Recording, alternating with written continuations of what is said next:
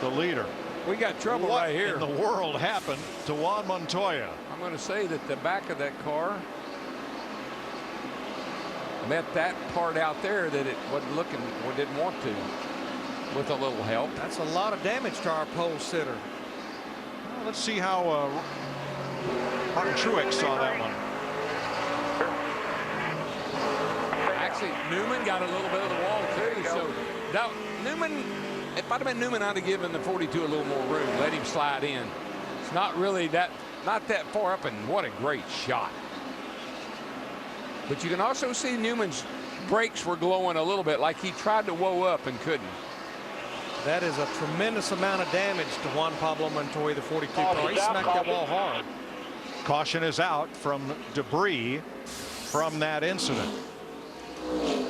And that will be a huge break for Montoya, because Darrell, how could he continue to race that car without any rear downforce from that spoiler? They better have a pretty good body man in there right now, because that thing has got quite a bit of damage to the right rear, and they're going to get there. You can see here they're getting ready to do some real serious sheet metal work. First caution of the night. It comes out at lap 108. Have to work the brakes here to continue to watch the 42 car make repairs, and that really can, you know, cause a problem with a knee that's been damaged like that. And then playing basketball with you didn't help it any either. I didn't mean to get in the way of that. Jaun Pablo Montoya, our pole sitter from earlier. Watch Ryan Newman in 8th place. Remember, Newman and Montoya have gotten together twice. Montoya made a pit stop while we were in break, but did not replace that deck lid. But Matt, what's going on with the Army car?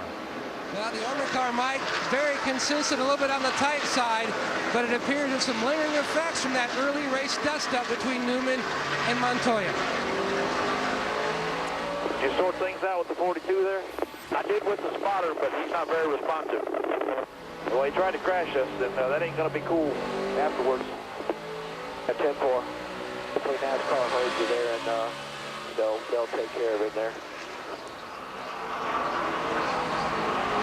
Ryan Newman not happy about that turn of events.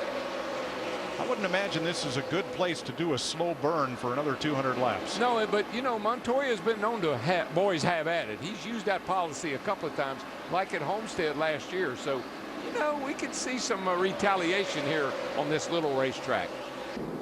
Ryan Newman was running 8th. He and Montoya have been feuding since Homestead last November. Remember what Ryan said a little bit ago? Did you sort things out with the 42 there? I did with the spotter, but he's not very responsive. Well, he tried to crash us, and that ain't going to be cool afterwards. At 10-4.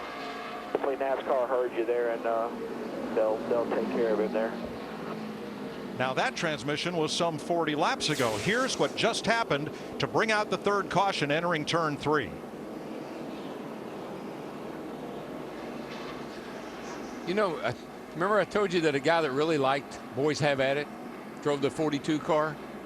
He just sort of had at it right there. Or actually, I think he just had it right there. Well, if he had it, Ryan Newman got it.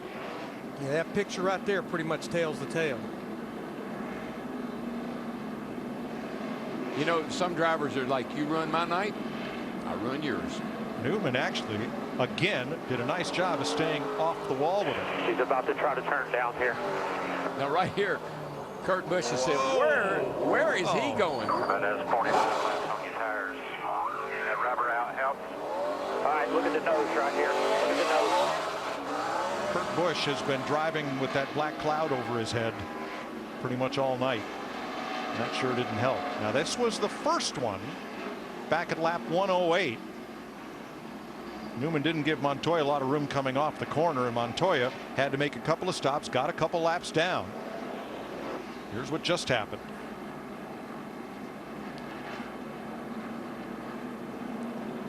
We're under caution for the third time tonight. A good time for an AT&T race break. Chris? what effect on strategy here as Newman and Montoya are just not getting along, and it's continuing. Oh, this thing's a long ways from being over, and I was going to say something about the Darrell. I think I've seen that move one time before here at Richmond back when we were racing against Dale Earnhardt, so I know what he feels like as far as getting turned to the outside wall. But yeah, the long runs right now, have really wreaked havoc on some guys like Jimmy Johnson, Tony Stewart, Jeff Burton. They continue to be a lap down, and it really puts you, frustrates you, because the closer you get to the end, the less opportunities you got to get that free pass or to get back on the lead lap. And I think these cars, if you ever get back on the lead lap, they could be a contender. Tempers are starting to fray. Listening to some of the onboard radios, some of the transmissions we can't put on the air for you here. Some of them we can. Here's Ryan Newman after being spun out by Montoya at lap 238.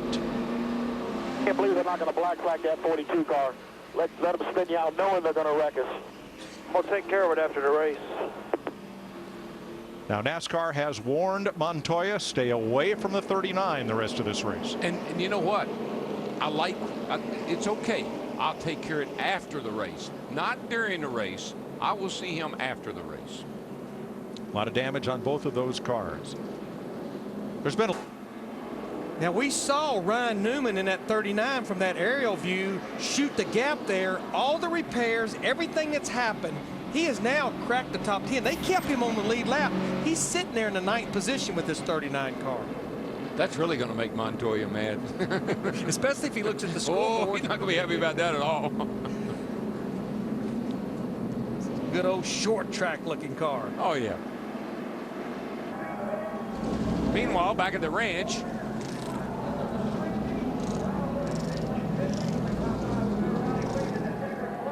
Pablo Montoya walks off toward the motor coach lot as Ryan Newman drives by.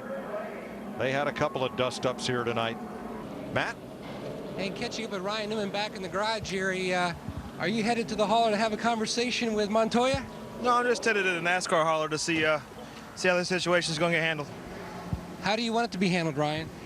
Just fair, I guess. I don't know that you can have that. I mean, I know that he ran up on me off of 2 there, and I clipped him. I mean, I'm not going to try to dump myself into the wall, but to retaliate the way he did just didn't show much class. Seems to be a lot of history that dates back to his first Cup start at Homestead. Yeah, I don't know that he can even remember back that far, but just proud to represent the U.S. Army, and we'll see what we can do. See what we can do with him. Mike? Thanks, Matt. Good hustle to catch up with Ryan Newman. Here is Montoya getting the ride back to the coach lot. Dick Berggren is there attempting to interview Montoya, who waves him off and heads through the tunnel. Meanwhile, this young man's going to get a birthday celebration.